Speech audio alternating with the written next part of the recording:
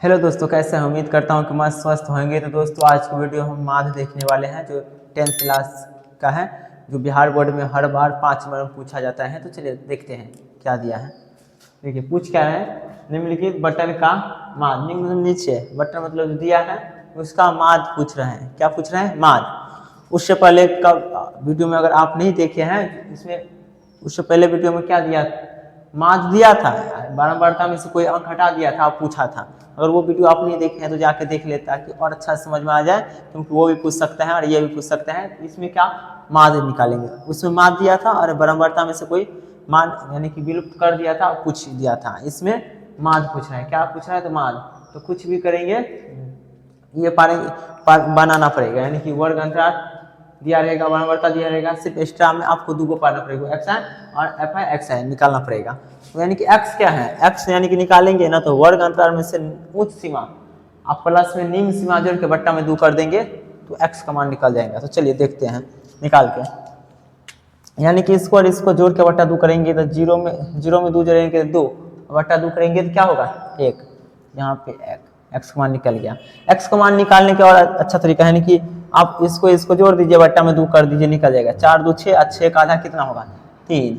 अब देखिए अंतर कितना है, 2 का अंतर है ना, 2 जोड़ते चले जाइए। तो 3 2 5, 5 2 7, 7 2 9, 9 2 11 हो गया। देखिए सॉरी, यहाँ पर 12 10 था, 10 और 12 जोड़ेंगे 22, 22 का 11। ये हो गया। अब एक्स एफ आई और एक्स आई निकालेंगे, यानी कि बारंबारता और एक्स को गुना कर देंगे। तो 1 में 1 से गुना करेंगे तो क्या होगा, 1 ही होगा। 2 में 3 से करेंगे तो कितना होगा 6, 5 में 1 से करेंगे तो कितना होगा 5, 7 5 35, 9 6 का 54 और 11 5 55। बस अब जो सिग्मा, देखिए इसको जोड़ के ना सिग्मा एफ आई होता है, निकालना पड़ेगा। और सिग्मा यहाँ पे एफ आई एक्स आई निकालें। सिग्मा मतलब क्या हो, योग, यानी कि जोड़। इसको जोड़ के लिख देंगे, इसको भी जोड़ के।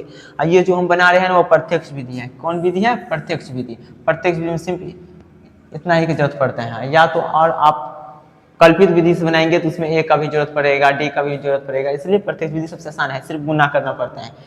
तो देखिए इसको अगर हम सबको जोड़ेंगे तो कितना होगा, 2 3 4 4 6 10 10 10 कितना होगा 20, यानी कि ये कितना निकला 20।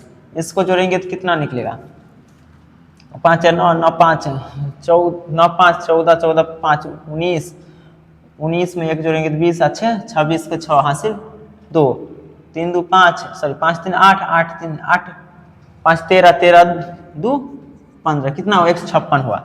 ये 20 माध्य निकालेंगे तो माध्य का फॉर्मूला यानी कि सिग्मा एफ है बट्टा में सिग्मा एफ है, तो यानी कि माध्य निकालेंगे तो सिग्मा एफ है एक्स है कितना निकला 156, और बट्टा में सिग्मा एफ है कितना निकला 20, यानी कि 20 रखेंगे।